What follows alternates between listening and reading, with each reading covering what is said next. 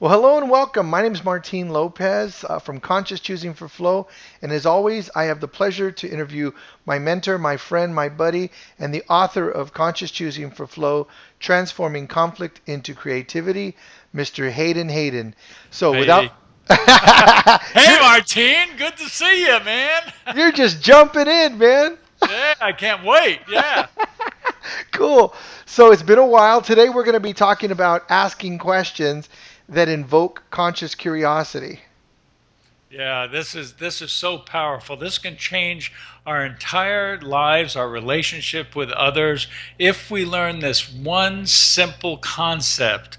And I don't know about you, but there are times in my life I was wondering, why are things happening to me? How come people aren't working with me? This aggravation that things aren't going right. And what I finally realized was I was creating my own problems. And if we learn this one little skill set here we're going to talk about, it can change from having problems to having collaboration and a new interaction with people, especially those we love and live and work with. So it's real. I hear you saying that that when you can look at yourself and you can take responsibility, it shifts everything. The question I have is a lot of times we're blaming, we're complaining, or we're judging people, and we're not necessarily thinking that we're doing anything wrong by those by those actions. What do you have to say about that? Absolutely. Judging, complaining, blaming others. If we think about it, it doesn't get us any results. There are no results in complaining, judging, blaming. We're just kind of wallowing in our own frustration, anger, and stuff. But if we want to get results, we have to shift those into making requests of others, asking people, and engaging them in what we want to accomplish together. When I in my coaching calls, I tell the people that I coach, listen to the complaint, judgment, or blame, and underneath there is a need that's not being met. Hmm. If you can name the need in the moment, and you can say, so it sounds to me as if you want them to be more, communicate with you at a different level and share information that you're not getting. Yeah. And that's what I said to a plant manager once. She goes, the other plants aren't telling me what they're doing, and I'm really sick and tired of it. I said, so it sounds like you want different level of communication and you want them to be a little more transparent with you. Yeah. I said, well, how could you do that? I guess I could tell them. I go, yeah, that would be good, and they might forget it. So what could you do so they wouldn't forget it? She goes, maybe if I create a one sheet where they can fill it out, it'd take them 5 minutes to fill it out, they can send it to me, and then I'll know what's going on with them every day. I Yeah. said, what a great idea. So she created it, sent it to the other plants, which she also helps to manage. And she's now getting these reports, and she knows daily what's happening with them. So there was an unmet need there. And when I named it and we talked about it, now she's getting the results and she's not complaining anymore. Nice, nice. So, I'm thinking about blaming or complaining what she was doing, and she was really communicating her need, but it wasn't effective. She was being more in the regressive cycle, more out of an attack, if you will. Exactly. She was attacking the other plant managers. They're not doing this. But it's like, okay, what's that underlying need that's driving that complaint? And if we can name that, man, our whole world changed. There was a quote, Rob Reiner, the director, he said, everybody talks about wanting to change things, to help and fix, but ultimately, all you can do is fix yourself. And that's a lot, he said, because if you can fix yourself, it has a ripple effect. So fixing ourselves is asking a question rather than complaining or blaming. Last week I was interviewing and had an executive coaching call with a CEO, and he was complaining that his leaders weren't coming up with the solutions, they weren't leading at the level he wanted to, and he was complaining. So underneath there's a need. And I said, so it sounds like what you're needing is for the leaders to be more engaged and to take more responsibility. He goes, absolutely. I said, so when they come to you with a problem and they want a solution, what do you say? I give them the solution. I said, they're not very engaged when you do that, are they? He goes, no. I said, so if you want them to be more engaged, how about instead of telling them, giving them the solution, if you ask them what solution they came up with? You think that might have them more engaged? And he said, absolutely. You know, if I ask them a question first and I don't tell them, they have to be engaged. I said, and that's the power of asking questions. It creates curiosity and for people to be more engaged. So he committed in the future, when leaders came to him, he would always ask a question before ever making a statement. That's very powerful. Yeah. I think it's really important to understand what's going on in our mind when we ask a question. Absolutely.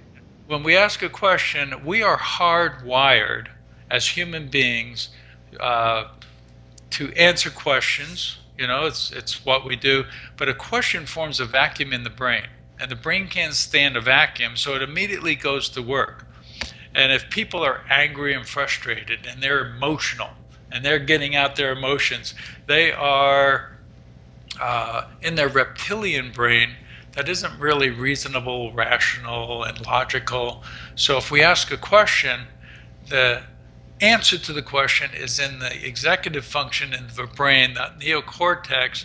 And as they start to answer the questions, you can actually watch their emotions begin to subside because they're now in the more reasonable, rational part of the brain. And that is now taking the driver's seat. And the reptilian brain is now in the passenger seat. It's following the lead of the executive function of the brain. So there's a lot in how we're wired as human beings that questions can create engagement. It can create a new interaction with people, with the people we love and hang around.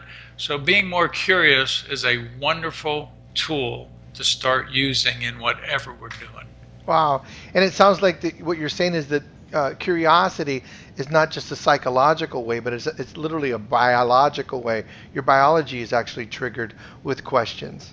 Oh yeah, neuroscience, psychology, neurology, that's all interacted here.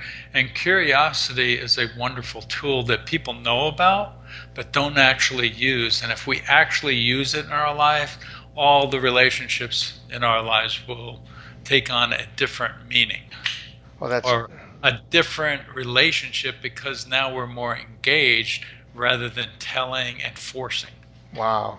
I think there's one other part around curiosity that if people look at curiosity, I interviewed a neurosurgeon one time that I was going to be working with, and he said, everybody has to be willing to change or it won't happen. I said, that's interesting. It kind of takes the power away from you, doesn't it, to create change? He said, they have to be willing to. And I said, what if we looked at it, it was like cooking, and we use the same ingredient time and time again?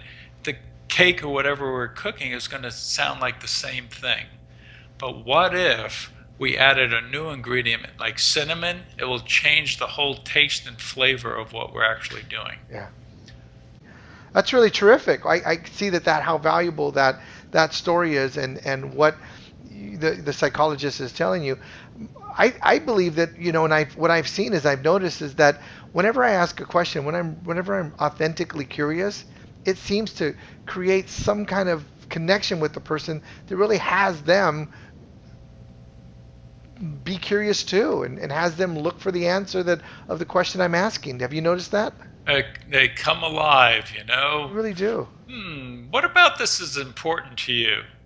It sends the message that I care, that I want to engage, and that I want to, that I'm interested in what they have to say because I asked the question.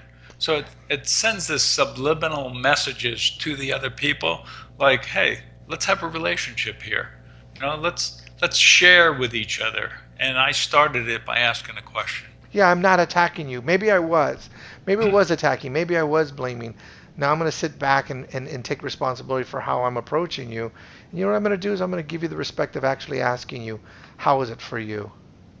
Yeah, that's a different relationship, isn't it? It's more authentic, it's genuine, it's two human beings connecting rather than one human being trying to force the other one to do something.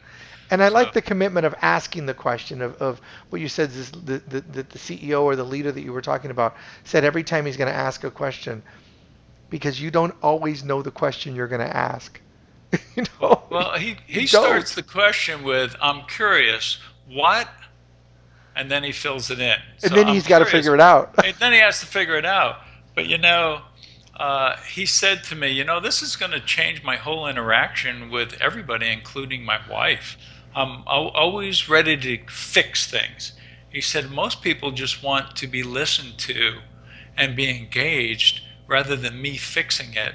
He said, as a CEO, I thought I had to have all the answers. He said, this actually lightens me up a little bit, and I'm not so stressed out to have all the answers. I can trust my leaders to have the answers, and that's what I want. I Yeah. want them to be engaged, have the answers, and help guide this large company we have, this international company. Absolutely. One of the things you say in your book is utilizing the highest competencies of the people that are around us. Yeah, curiosity helps us to do that. So, Absolutely. I hope this has been valuable for people. I think we're at our 15-minute mark here because it's just so powerful if we start asking questions before we tell Yeah. and start making statements. So I love doing this with you, Hayden. And what we're seeing is a lot of people on Facebook and a lot of people on LinkedIn are engaging and they're giving us those little thumbs up and liking what we're doing here. So I what love the comments. I read those. I really like them and appreciate you putting this out there, Martine. Absolutely. So what I'm going to request for you, if you're watching this on LinkedIn or Facebook, please take a minute and write a comment, ask a question. Let's engage. Let's get connected. We're doing this for you. Let us know how this helps you in your life with your relationships, maybe your personal relationships or your business relationships, because we're really committed at Conscious Choosing for Flow. We're really committed to your life and your relationships and everything you're committed to. Absolutely. This is about you out there. It's about making your life more wonderful and enjoyable. So, Wonderful. So, thanks, Martine. absolutely. Until next time, we'll see you soon. Thank you for watching. Okay. Take care. Bye bye. Bye.